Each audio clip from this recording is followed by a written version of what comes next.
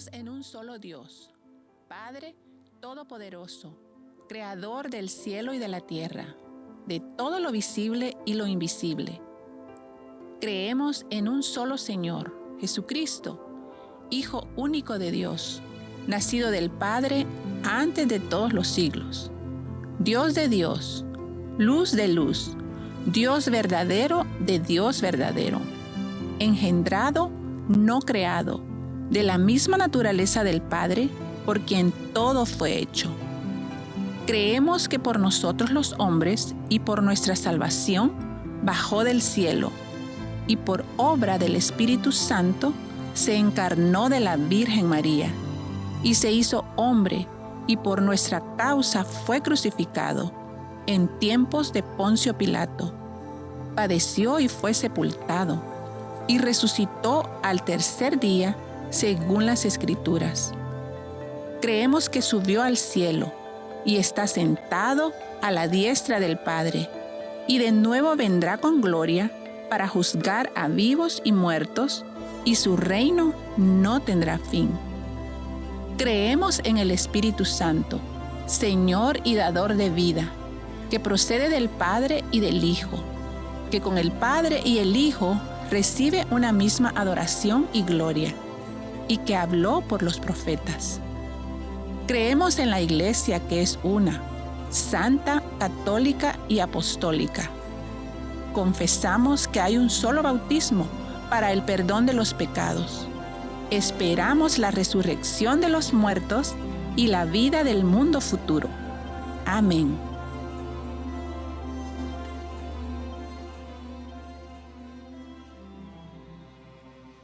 Bien, hoy estamos terminando esta serie, y para terminar esta serie de Creemos, quiero contar una historia. En Canadá había un pastor llamado Bob Beasley, y ellos estaban bautizando a una persona, y había una niña de 3 años llamada Rina, que estaba con su papá y su mamá, y estaba viendo lo que estaba pasando ese domingo donde estaban bautizando personas, y estaba media confundida.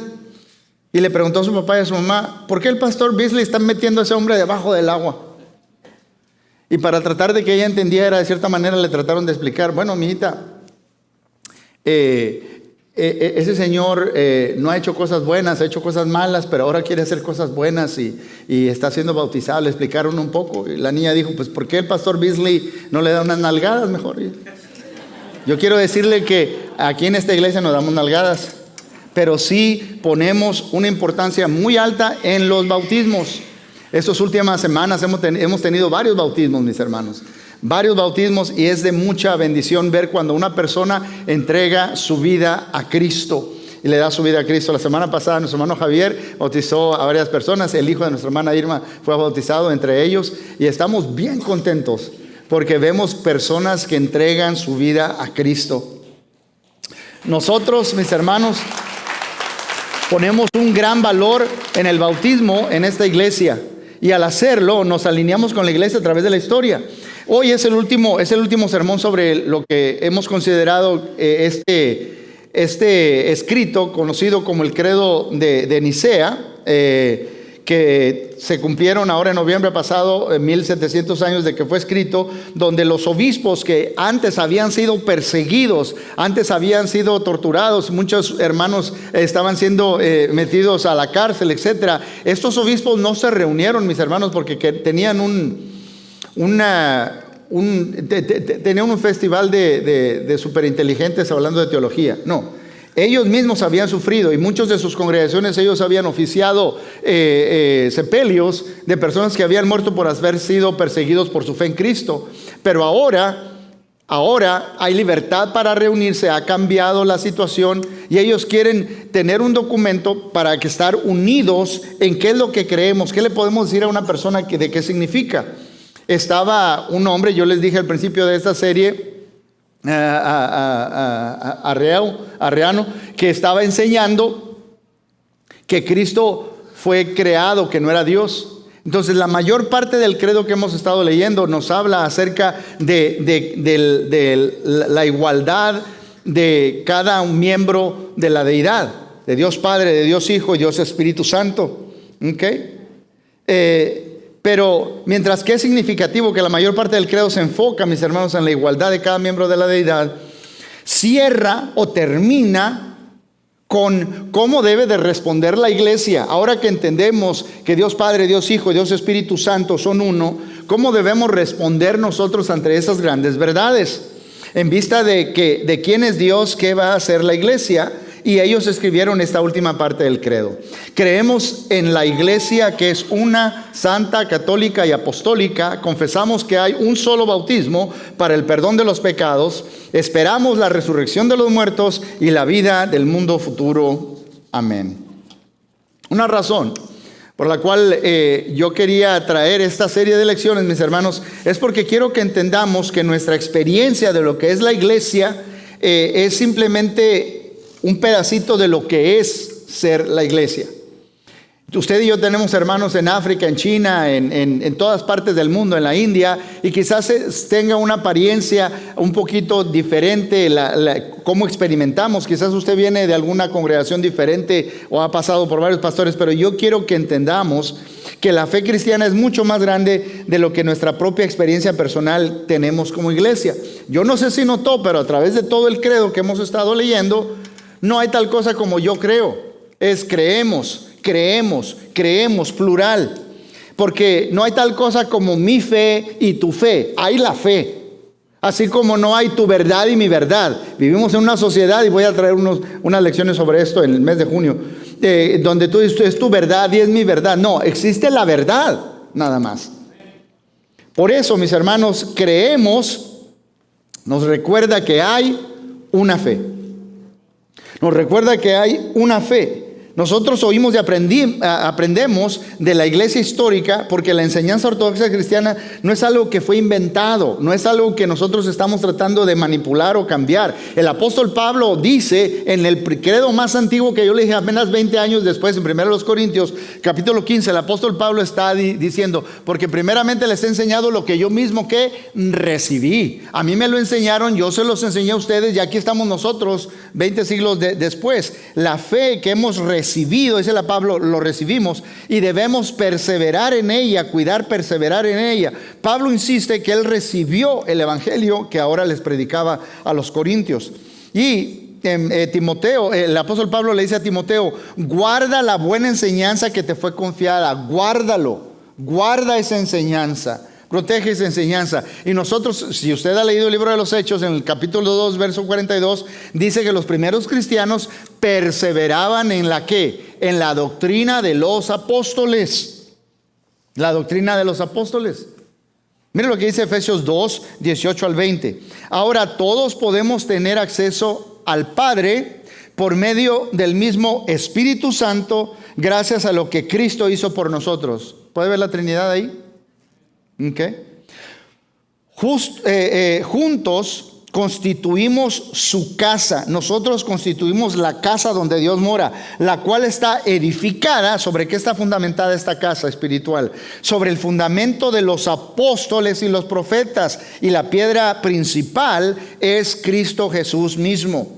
En otras palabras, nosotros estamos edificando una iglesia, el Espíritu Santo la está edificando, nosotros estamos construyendo sobre un fundamento, y esa es la enseñanza de los apóstoles que les fue dada por el Espíritu Santo. Ahora, hay más de una expresión de lo que es la iglesia. Si usted ha viajado, mira, aquí lo hacen un poquito diferente, pero es lo mismo.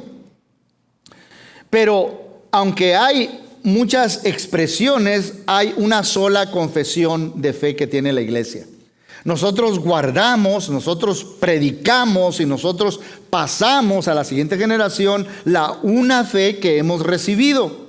Y reconocemos que el enemigo, mis hermanos, a través de todo el mundo trata de dividir la iglesia de Jesús, distorsionando lo que hemos recibido.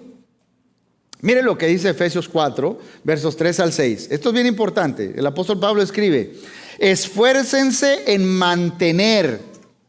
¿Qué es lo que vamos a mantener, Pablo? A mantener la unidad del Espíritu mediante el vínculo de la paz. Y luego mire lo que dice el apóstol Pablo. Hay un solo cuerpo y un solo espíritu, así como también fueron llamados a una sola esperanza. un solo Señor, una sola fe, un solo bautismo, un solo Dios y Padre de todos, que está sobre todos y por medio de todos y en todos. Pablo dice, vio lo que acabamos de leer, Pablo dice que así como hay un Dios Padre, un Señor Jesús y un Santo Espíritu, así dice que también hay solo una fe. Una fe. Pero no es tu fe o mi fe, es la fe. Esto es lo que creemos, dice Pablo. Ahora, yo no sé si se dio cuenta, pero Pablo menciona otras verdades alrededor de la cual la iglesia se une. Aparte de un Dios y Padre, de un Salvador Jesucristo, de un Espíritu, etc. Menciona otras cosas que unen a la iglesia. Un cuerpo, una esperanza y un bautismo. Estas son exactamente las tres verdades que el credo de Nicea afirma al final. Ahora, no tiene que ponerse de pie, pero sí quiero que lo lea conmigo en voz alta ahí en la pantalla. Leamos juntos. Creemos en la iglesia que es una, santa, católica y apostólica. Confesamos que hay un solo bautismo para el perdón de los pecados. Esperamos la resurrección de los muertos y la vida del mundo futuro. Amén. ¿Sabe qué acabamos de hacer? Acabamos de afirmar y nos unimos con cristianos que a través de 2000 años han dicho lo mismo. Creemos lo mismo. Ahora, quiero que entendamos lo siguiente, mis hermanos. Un cuerpo dice que todos somos miembros de una misma iglesia. Un cuerpo, el cuerpo espiritual, el cuerpo de Cristo, todos somos miembros de una misma iglesia. Creemos en la iglesia. Y ellos escogieron las palabras muy interesantes, bien seleccionadas, que es una, santa, católica y apostólica. El credo está declarando la unidad fundamental de la iglesia de Jesucristo, mis hermanos. Santa significa que la iglesia es diferente a cualquier otra institución. Es diferente a cualquier otra. Es apartada. Santo quiere decir apartado para representar a Jesús e ir en pos de cumplir la misión de Jesús que nos dejó. Para eso estamos apartados, por eso es santa. Apostólica, ya les dije ahorita, significa que tenemos una fuente de verdad, las enseñanzas que Jesús le dio a sus apóstoles a través del Espíritu Santo, las cuales nos quedaron escritas en el Nuevo Testamento. Por eso es apostólica. Nosotros no estamos aquí tratando de inventar algo, estamos fundamentados en lo que los apóstoles han escrito en el Nuevo Testamento. Es más, cuando empecé esta lección yo les dije, usted no crea algo porque yo estoy aquí parado, se lo estoy diciendo. No crea algo porque prende la tele y un loco en la televisión que está diciendo, siembra, mándame dinero. No, o porque alguien de negro con blanco aquí le está diciendo, crea algo. Usted lea las escrituras. Lea las escrituras porque nos fueron dadas por inspiración. Y la tercera palabra es católica. Y esta es la palabra que a nosotros nos causa más problemas, porque, hermano, tienes 6 lecciones hablando de esto y ya, mi esposa dice, ¿cuándo vas a explicar eso? Eso se oye medio raro cuando oye la palabra. Simple. Católico quiere decir universal. Es todo lo que quiere decir. Ahora, yo sé que a nosotros nos incomoda porque cuando usted y yo oímos la palabra católico, pensamos el Vaticano, cardenales y el Papa. Yo quiero decirle que en Nicea, cuando estaban escribiendo esto que estamos leyendo, este credo de Nicea, no existían tales cosas. No existían esos cardenales, no existía un Papa. No había tal cosa. Ellos no tienen eso en mente. Ellos simplemente están diciendo que la iglesia es única y está unida porque es universal. Todos somos iguales. Todos somos iguales. Otra palabra que pudiera poner en lugar de católico es global, para que me entienda. Global. Entonces, bueno, por cierto, yo no sé si sabía, hay una página web y usted puede verla, se llama sobre los mártires. Yo no sé si sabía usted que han muerto, en el siglo XX murieron más personas como mártires de la fe cristiana que en los últimos 1900 años. Y yo no sé si vio hace tiempo atrás, tenían a muchos cristianos encapuchados y los mataron a todos, un grupo de terroristas. Y cuando los terroristas matan cristianos, antes de matarlo no te preguntan, ¿y qué tipo de cristiano eres? ¿Cuál iglesia es? No. Si tú te identificas como cristiano, ellos te van a matar. Ellos te van a matar. Es nosotros pertenecemos a la institución más antigua, más diversa y más global en el planeta. Es la única que Jesús prometió edificar. Usted dijo Cristo, ¿y edificaré mi qué? Mi iglesia. Ahora entendamos eso, voy a hacer una pausa. Cristo no vino a instituir una escuela. Cristo no vino a instituir una nación, una escuela cristiana, un negocio cristiano o una nación cristiana. Él vino a edificar una iglesia. Y cuando venga, Él viene ¿por qué? Por su iglesia. Viene por su iglesia. Por eso cuando decimos creemos, en esta parte del credo estamos declarando una intención de mantener la unidad del Espíritu, en el vínculo de la paz.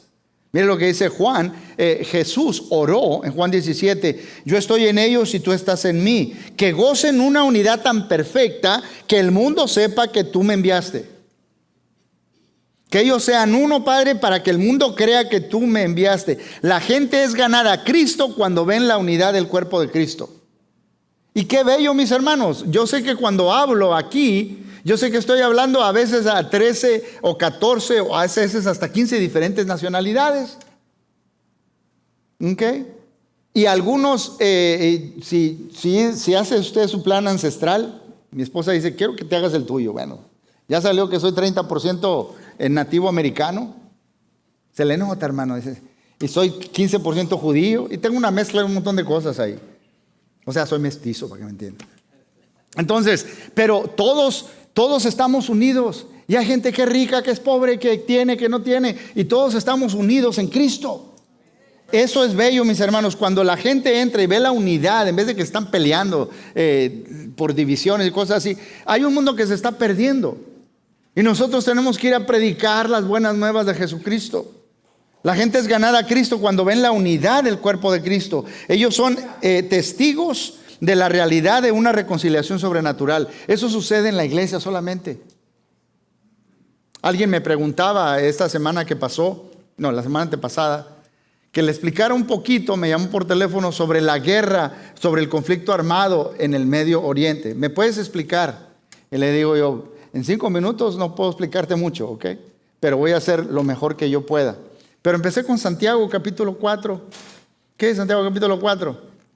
¿De dónde vienen las guerras y los pleitos? ¿De dónde vienen? De aquí de adentro. Nosotros estamos luchando, queremos, ardemos de envidia. Y no tenéis porque no pedís. Mi hijo sí cree ese pasaje. Él es bueno para pedir. Papá, no tenéis porque no pedís. Entonces, aunque haya unas naciones, yo le explicaba a esta persona que en toda la historia se pueden contar bien poquitos los días en que no ha habido algún conflicto armado alrededor del mundo. La única forma de que aunque a las Naciones Unidas, yo les expliqué una vez que afuera tenían un pasaje de Isaías y todo. ¿Ha ido a Nueva York? Pero yo no fui a visitar ese edificio, ¿verdad? Pero ahí está pasado Isaías de cómo se busca la paz. No, nunca va a haber paz hasta que no esté Cristo, que es el príncipe de paz, en el corazón humano. Entonces, mis hermanos, por ejemplo, hay en 1984 hubo una película por la que Sally Field ganó el Oscar. Se llama Places in the Heart, lugares en el corazón. Esto la película data de los años 30, durante la depresión aquí en Estados Unidos. Y esta mujer, un hombre afroamericano, accidentalmente dispara y mata a su esposo. ¿Okay? Entonces las personas muy racistas y todo esto lincharon a ese hombre sin procesarlo. Era inocente, no había premeditación, alevosía ni ventaja en el proceso, y lo matan. Y luego ella va al banco porque le quieren embargar la casa. Y no tiene dinero. Lo que tiene es un campo muy grande donde su esposo sembraba algodón, pero no tiene quien le ayude. Entonces un hombre afroamericano viene y le quiere ayudar y le enseña cómo hacerlo y está trabajando para ella y todo esto. Pero el Ku Klux Klan se da cuenta de que él está haciendo eso y lo sacan del pueblo. Y también hay una pareja que tiene problemas por infidelidad y es muchos conflictos. Lo interesante es que la película termina en un servicio de una iglesia. Yo sé que nosotros somos, desde la pandemia para acá tenemos unas bolsitas, ¿verdad? Para bien higiénico. Pero antes se pasaba una charola por las bancas o por las sillas. así con el pan sin levadura, con la copita. Y termina la película con una escena de que ella está tomando la comunión. Pero luego, en la escena final, se la pasa a su esposo, que murió al principio de la película, y su esposo se la pasa al que le disparó accidentalmente. Y el que le disparó accidentalmente toma la comunión y se la pasa a los del Ku Klux Klan, que lo lincharon. Y luego los del Ku Klux Klan se la pasan al hombre negro que habían sacado, que le estaba ayudando a ella. Y luego él se la pasa a la pareja que tenía problemas. Es como que el director quería terminar la historia diciendo: el mundo está quebrantado, hay tanto problema, hay tanta división, hay tanta maldad, pero lo único que nos puede perdonar y unir es la sangre de Cristo. Y termina así esa película, mis hermanos. Yo quiero que entendamos, uno, que un cuerpo dice que todos somos miembros de una misma iglesia. Pero B, un bautismo dice que somos salvos por el mismo evangelio. Un solo hay un cuerpo, somos todos miembros de la misma iglesia. Un solo bautismo significa que todos somos salvos por el mismo evangelio. Ellos dijeron, los obispos ahí: creemos que hay un solo bautismo para el perdón de los pecados. Ahora, para los obispos tiene tanto sentido esto. El orden tiene sentido, es lógico. Todos somos partes de la misma iglesia porque todos entramos por la misma puerta. ¿Sí me está entendiendo? Somos parte de esa casa espiritual que se está construyendo porque todos entramos por la misma puerta. 1 Corintios capítulo 12, verso 13 dice: todos fuimos bautizados en un solo cuerpo, por un mismo espíritu, y todos compartimos del mismo espíritu. La manera normativa en el Nuevo Testamento para recibir el perdón de pecados y el don del Espíritu Santo era el bautismo. El primer sermón que se predicó, usted lo puede leer en Hechos capítulo 2, el primer sermón de la era cristiana, Jesucristo les dijo a los discípulos: no se vayan hasta que no reciban poder del Espíritu Santo. Cuando venga, entonces ustedes van a ser mis testigos. Hechos capítulo 1, verso 8. Aquí en Jerusalén, en Judea y Samaria, hasta lo último de la tierra. Estamos en Jerusalén. Ya pasaron 49 días después de la muerte y resurrección de Jesucristo. Hay una fiesta ahí en Jerusalén, la fiesta de que se levanta la cosecha, el Pentecostés. Y mientras están ahí, desciende el Espíritu Santo. La gente se queda toda perpleja porque esta gente sencilla ahora les está predicando las buenas nuevas de Jesucristo en su propio idioma. Y la gente dice: estos están borrachos. Y se levanta Pedro y dice: no están borrachos, son las 9 de la mañana. Ahora, yo no entiendo mucho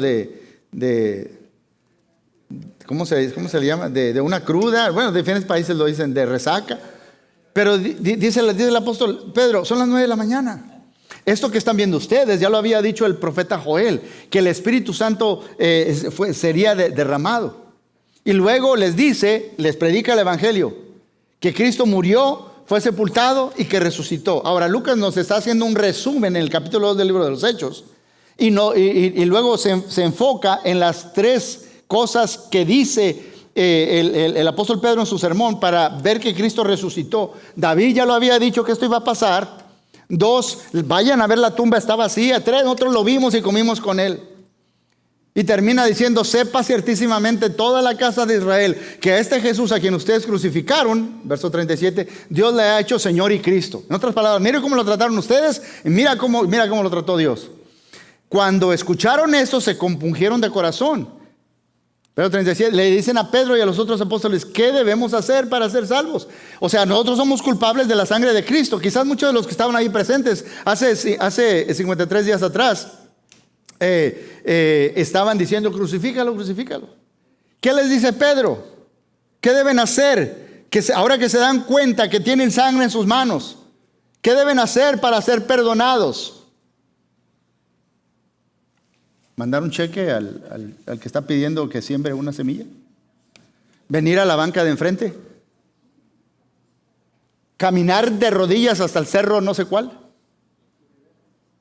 ¿Venirse al frente, pasar al frente o llenar una tarjetita? ¿O levantar la mano ahí donde está y decir esto y aquello? Mis hermanos, yo no puedo predicar lo que a mí se me ocurra. Pedro les dijo, verso 38, arrepentíos, metanoia, cambia de mente, arrepentíos y bautícese cada uno de vosotros en el nombre de Jesucristo para el perdón de los pecados y recibiréis ¿qué? El don del Espíritu Santo. Entonces, mis hermanos, todos entraron y ese mismo día se bautizaron como 3,000 personas. Y el Señor añadía cada día a la eclesía, a los llamados fuera, a los iglesia, a los que habrían de ser salvos. Los salvos están en la iglesia, están en el cuerpo que Cristo edificó. Y esa es la manera en que Dios ordenó para que expresáramos nuestra fe en Cristo y ser cubiertos con su justicia. Mire, Gálatas capítulo 3, versos 26 y 27 dice el apóstol Pablo: todos ustedes son hijos de Dios mediante la fe en Cristo Jesús. Somos hijos de Dios mediante la fe ¿en qué? En Cristo Jesús. Porque todos los que han sido bautizados en Cristo se han revestido de Cristo. Eso es interesante porque a través de la historia, si estudiamos los primeros, muchos en siglo I, siglo II, siglo III, por ahí, hay gente que se bautizaba y se bautizaba casi desnudo. Mujeres bautizaban mujeres, hombres bautizaban hombres, o mínimo se quedaban con paño interior, con ropa interior. No se preocupe, aquí en la iglesia de Dios usted tiene que traer ropa y ahí tenemos shorts y camisa. ¿Okay? Pero lo interesante es que cuando salían del agua les daban una ropa nueva para representar externamente que ahora estaba revestido de lo que está pasando internamente. ¿Sí me está entendiendo? Dios nos está limpiando de adentro hacia afuera. Este es el mismo libro, mis hermanos, donde el apóstol Pablo rechaza la salvación por obras. Cuando digo bautismo, no estoy diciendo que es una obra que yo hice para salvarme. No, Señor. Este es el mismo libro aquí donde él habla que si te quieres justificar por la fe, te desligas de Cristo. Pues tú recibiste el Espíritu Santo por la fe en lo que Él hizo por ti. Pablo exalta en este libro el significado del bautismo. El bautismo es un acto de fe en la obra de Jesús que puede salvarte a ti y a mí. Yo estoy diciendo, yo creo en lo que Cristo hizo por mí, que ese sacrificio en la cruz, que esa sangre derramada, pues me perdona de todos mis pecados. Lo dijo claramente el hermano Vinicio. Quiero que recuerdes que cuando murió Jesús en la cruz, Él está tomando tu lugar y mi lugar. Por eso Jesús dice, el que vive y cree en mí, aunque muera, vivirá. Él murió. Ahora tú tienes que morir a ti mismo, tomar tu cruz y seguirlo. Y ya no vamos a experimentar la segunda muerte, porque ya morimos en vida siendo bautizados, mis hermanos. Usted sabe, si sabe un poquito de la historia de este país, o si ha manejado para Houston, ha visto una estatua bien grandota blanca, ¿verdad? Con un hombre con un bastón. Pues yo no le pongo atención a esas cosas, hermano. Bueno, pues ahí está, es una estatua de Sam Houston. ¿Sabía usted que este estado de Texas fue una república independiente y su primer presidente fue Sam Houston? Fue uno de ellos, ¿verdad? Y Mirabel B. Lamar fue otro. Pero este hombre no era muy buena persona, para que me entienda. Este hombre era terrible. Pero vino a Cristo después. Y cuando un pastor lo estaba bautizando en Stony Creek, cuando lo bautizó, después de que lo bautizó, le dice: Sam, todos tus pecados han sido lavados ahí en el río. Y Sam Houston le dijo al pastor: pastor, pues entonces que Dios se apiade de los peces. Cada bautismo predica el evangelio. Cada bautismo predica el evangelio, la muerte, sepultura y resurrección de Cristo, y nosotros nos unimos a Él en ello. Los obispos, mis hermanos, no estaban diciendo que Dios estaba atado por el bautismo. En el libro de los Hechos, el capítulo 8, uno recibió el Espíritu Santo y luego Cornelio y su familia.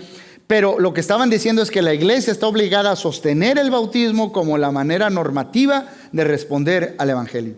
¿Cómo respondemos al evangelio? Por fe. ¿En quién? En Jesús. ¿Y qué me pide Jesús? El que creyere y fuere bautizado será salvo. Usted leyó Marcos. ¿Okay? El bautismo declara nuestra fe en lo que Dios ha hecho. Yo estoy poniendo mi fe en lo que Dios ha hecho y lo que Dios va a hacer. Mire lo que dice Tito, capítulo 3. El apóstol Pablo le dice a Tito en el capítulo 3, 5 al 7. Dice: Él nos salvó no por las acciones justas que nosotros habíamos hecho, sino por su misericordia. ¿Sabe qué es misericordia, verdad? ¿Usted tiene hijos? Usted les prometió que les iba a dar una nalgada si se portaban mal y luego se arrepintió. No dar un castigo merecido, eso es misericordia. Ahora, si aparte le da un premio, eso es gracia, porque no se lo merece. ¿Okay?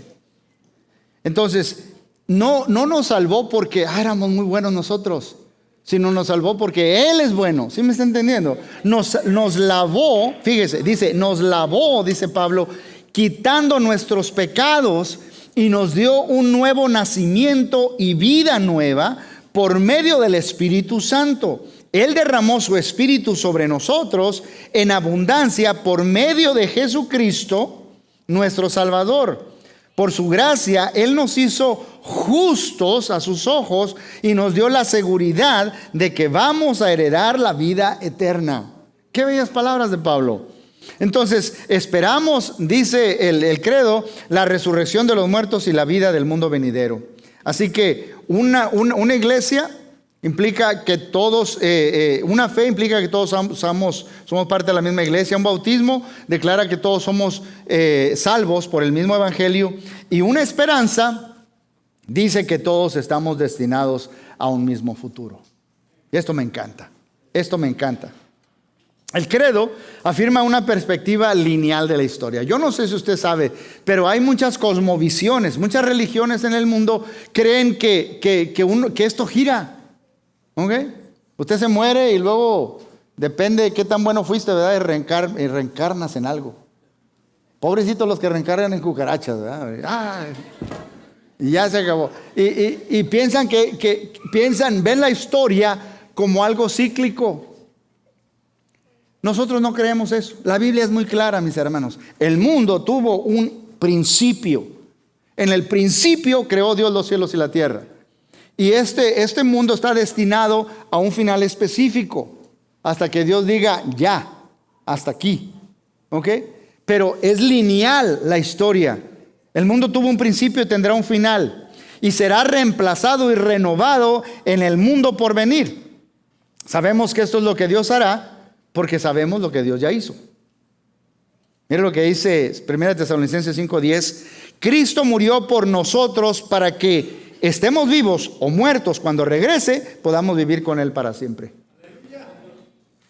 Y no viviremos para siempre con Él como espíritus flotando en el aire, en las nubes. No, Señor. Nuestra completa salvación será una experiencia corporal. Por eso la última frase del credo dice en la resurrección del cuerpo. Nuestros bautismos son una práctica de la resurrección. ¿Sí me entiende? Son una práctica, estamos resucitando una nueva vida. Mire lo que dice 1 Tesalonicenses 4, y a mí me encanta. Usted lo puede leer esto en algún funeral de un cristiano. Me encanta 1 Tesalonicenses 4, dice el apóstol Pablo. Pues el Señor mismo descenderá del cielo con un grito de mando, con voz de arcángel y con el llamado de trompeta de Dios. Primero, los creyentes que hayan muerto se levantarán de sus tumbas. Luego, junto con ellos. No sé por qué la gente le pone ahí 1000 años. Ya le arruiné una película que salió por ahí, puras papas. ¿Usted sabe de qué estoy hablando? No le puedo leer la mente, hermano, no se preocupe. Luego, junto con ellos, nosotros, los que aún sigamos vivos sobre la tierra, seremos arrebatados en las nubes para encontrarnos con el Señor en el aire. Entonces estaremos con el Señor para siempre.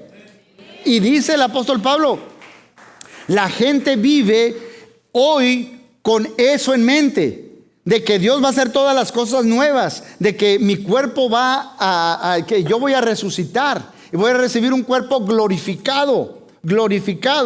Los seguidores de Jesús viven en tiempo futuro, para que me entienda.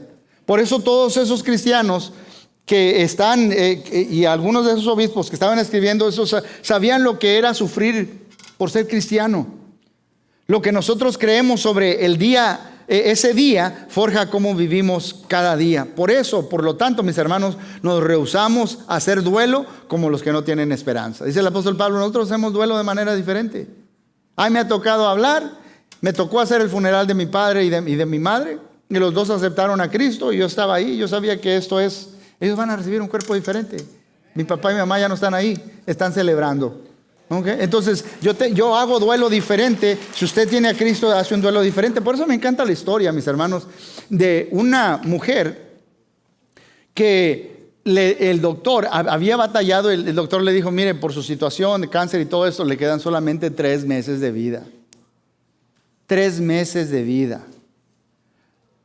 ¿Te imaginas que te digan eso? 3 meses de vida. Ella llamó a su pastor y le dijo: pastor, mire, vamos a preparar mi funeral. Estos son los cantos que yo quiero que se canten. Estas son las escrituras que me encantan, que yo quiero que se digan. Este es el vestido con el que quiero que me pongan ahí en la caja, porque esto es de caja abierta. ¿Ok? Y esta es la Biblia grande que yo quiero que me pongan ahí al lado en la caja. Ya sí va. Ok, hermano, ya sí va ahí. Pastor, ven. Y quiero que pongan un tenedor en mi mano. Un tenedor, dice. Sí, mi hermano. Dice, porque todas las comidas que teníamos ahí en la iglesia, cuando estaban recogiendo todas las cosas y decían, quédense el tenedor, es porque venía algo bueno. Lo mejor estaba por venir. Podía ser una tarta de chocolate, podría ser un pie de manzana, pero lo mejor estaba por venir. Así que como usted se para ahí a un lado a la cabeza, pastor, yo quiero que cuando vean que yo traigo la cuchara, le pregunten, ¿y por qué trae la cuchara? Usted les va a decir, es porque lo mejor está por venir para ella. Entonces, hermanos, si te gustó, déjeme se lo pongo. Usted sabe que hay películas y si saca mucho dinero hacen sequels o la parte 2. Déjame te digo esto. Si a ti te gustó la resurrección de Jesús, te va a gustar la segunda parte todavía más. Nosotros somos recordados de esto cada vez que atestiguamos y vemos un bautismo, mis hermanos. Por eso, el bautismo es creemos en práctica. Es creemos puesto en la práctica. Eso es lo que es el bautismo. Por 2000 años el bautismo ha sido la manera en que las personas declaran su lealtad a una fe. Hay un obispo llamado Hipólito en Roma del siglo segundo, casi unos 100 años después de Jesús, mis hermanos. A la persona que se iba a bautizar le hacían estas 3 preguntas. Primera pregunta: ¿crees en Dios Padre Todopoderoso? Al que se iba a bautizar. Segunda pregunta: ¿crees en Cristo Jesús, el Hijo de Dios, que nació del Espíritu Santo y de la Virgen María y fue crucificado bajo Poncio Pilato, que murió y fue sepultado y resucitó al tercer día, vivo de entre los muertos, y subió al cielo y se sentó a la diestra del Padre y vendrá a juzgar a los vivos y a los muertos? Un poco larga la segunda pregunta. Y decía el que se iba a bautizar: sí, creo. Y la tercera pregunta: ¿crees en el Espíritu Santo, en la Santa Iglesia y en la resurrección del cuerpo? ¿Se fija? Ahí está el credo otra vez. Ahí está lo que leímos en Efesios, capítulo 4. El bautismo es un juramento público. Un juramento público. Eso es lo que es. En el mundo, mis hermanos, hay muchas narrativas, hay muchas formas de ver este mundo, hay muchas formas de interpretarlo. Y hay muchas narrativas que compiten por tu atención. Pero cuando tú decides bautizarte, tú estás declarando: yo estoy poniendo toda mi fe en lo que Cristo hizo por mí. Estoy declarando que yo soy un pecador, que no hay nada que yo pueda hacer para lidiar con mi pecado. Que lo que Cristo hizo muriendo en mi lugar en esa cruz me limpia de todo pecado. Y yo por fe estoy creyendo que lo que Jesús hizo es suficiente para restablecer mi relación con Dios. Porque no hay nada bueno en mí, solo en lo que Él hizo. Y eso es lo que declaramos cuando somos bautizados, mis hermanos.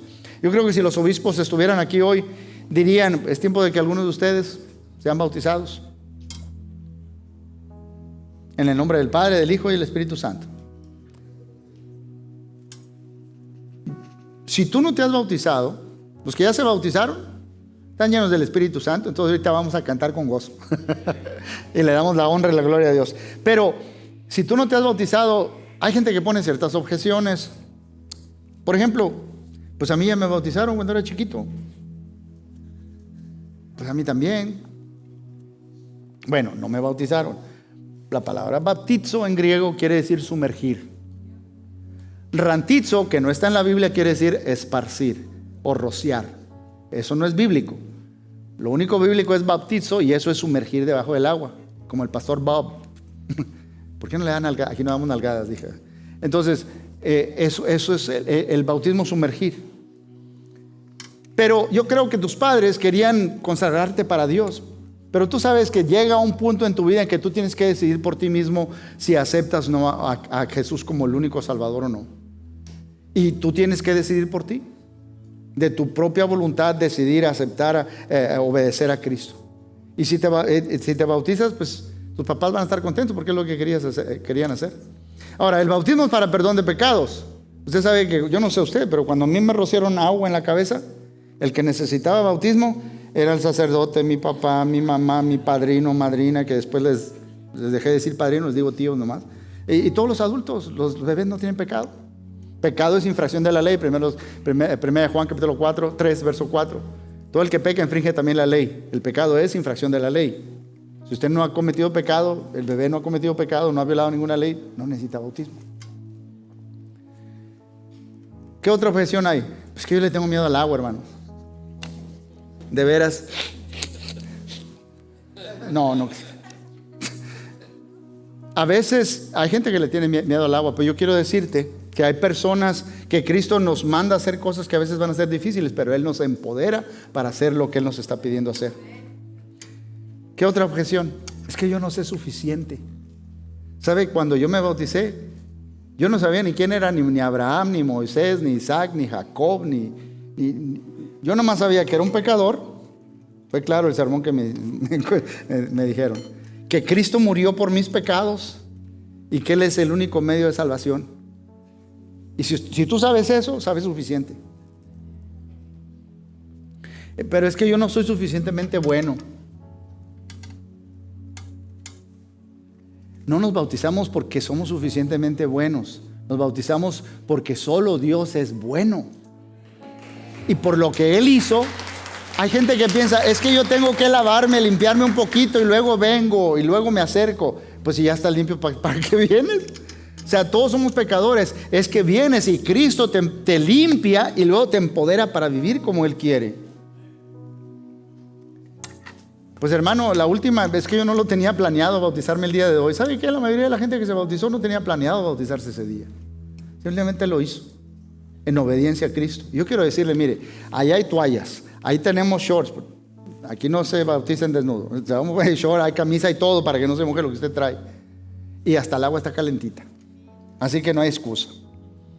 Por eso, yo quiero terminar con este pasaje. Esta pregunta se la hizo Ananías a Saulo de Tarso, en Hechos capítulo 22, verso 16. Ahora pues, ¿por qué te detienes?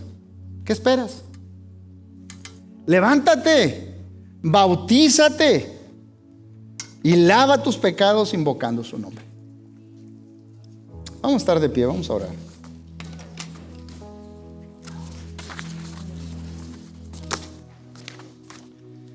Padre Celestial, este grupo de tus hijos, Señor, estamos agradecidos porque eres un Dios bueno,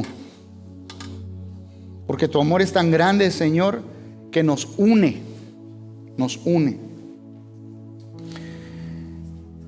Quitas las diferencias y solamente la sangre de Cristo nos cambia, nos transforma, nos limpia de todo pecado. No hay nada que nosotros podamos hacer en nuestra propia fuerza que se compare con el lavamiento de aceptar tu sangre derramada en esa cruz. No hay nada que se compare con el revestimiento de tu justicia, la justicia de Cristo en nosotros, aceptando lo que Él hizo por nosotros en la cruz. Padre, hoy es el día de salvación. Hay personas que me están escuchando. Hay personas que no han obedecido el Evangelio. Y no importa cuántos sermones escuchen o cuántas cosas buenas crean ellos que han hecho, no es suficiente, porque el pecado sigue ahí. Solamente la sangre de Cristo nos limpia de todo pecado. Como dijimos, como dice el escritor a los Hebreos, dijo Jesús, me preparaste un cuerpo. Y solamente ese cuerpo de Cristo, molido en la cruz y derramando su sangre, es suficiente para pagar por el precio de nuestra salvación. Así que, Señor, aquellos que no han obedecido, redarguye sus corazones, Señor. Que hoy sea el día de salvación para ellos. Y a nosotros, Señor, te damos la honra y la gloria, Padre, por lo bueno que has sido y que eres y por lo que vas a hacer por nosotros en Cristo Jesús. Amén.